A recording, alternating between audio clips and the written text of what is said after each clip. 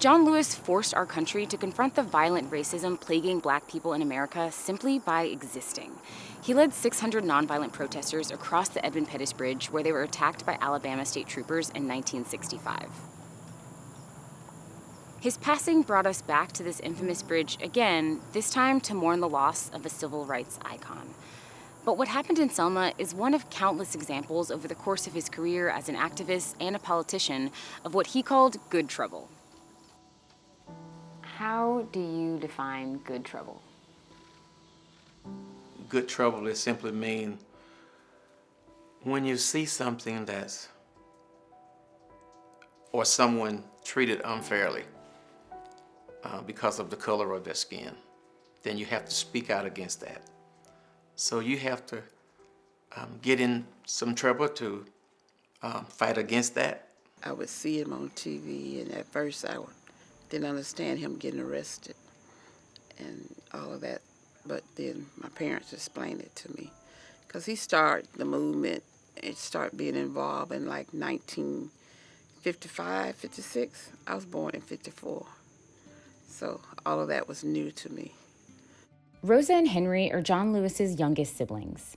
John bought me my first bottle of perfume, Chanel No. 5. He gave me my first plane ride from Montgomery to Atlanta. And he was my big brother. Rosa and Henry were only 11 or 12 years old when their brother was attacked by state troopers here in Selma. But life in their hometown wasn't much different. What was it like growing up in Troy? Was it still segregated? Still segregated, yes. You know, those same signs that you hear John talk about, I saw those same signs myself. We couldn't go in there and get food. You have to order it, wait outside, then come get it and all of that. Back then, when a person would get involved in movements like that, there are a lot of times their families would be retaliated against. So it was tough.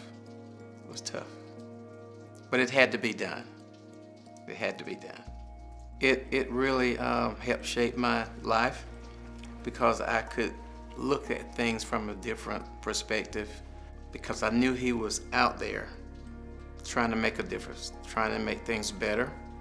Representative Lewis is known for his unrelenting dedication to social justice as both the conscience of Congress and the youngest of the Big Six most influential civil rights leaders in America. But his desire to make a difference in the world predates his public life, and according to his siblings, is indicative of a calling he embraced well before anyone was watching back in Troy, Alabama.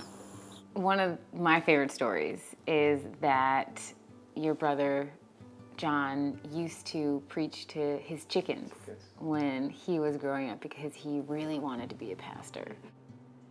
And he believed in God. He really believed in God. And I really think his political career was actually an extension of his faith. And you got to understand, coming up on a farm in a small rural area like this, initially you're a little bit skeptical about making big moves. So he had to have some background, some sound experiences to give him the courage to do that. He had the confidence to preach to chickens. Right. When nobody else wanted to. Right. And everybody else maybe thought it was a little unique. A little odd back then, yeah. And his faith was that we was all created equal, you know. There was no big I's and little U's. And he just took it to the max, you know. He believed that. And he fought for that. He got beat up in jail for that. What is your hope for our country moving forward? I hope that the work that he's done so far doesn't go down the drain because he passed away. That we just don't give up and give in. That we stand for something. Because, you know, if you fall for anything, you know, just defeating the purpose of living. And so if we haven't found out yet what our purpose is, it's time to get busy. Don't give up on what you believe in. Just hang in there. Because by hanging in there, you change things. John Lewis changed the world. Not just Troy, Alabama, Georgia, Washington. John Lewis is known all over. Good trouble! Good trouble! Good trouble!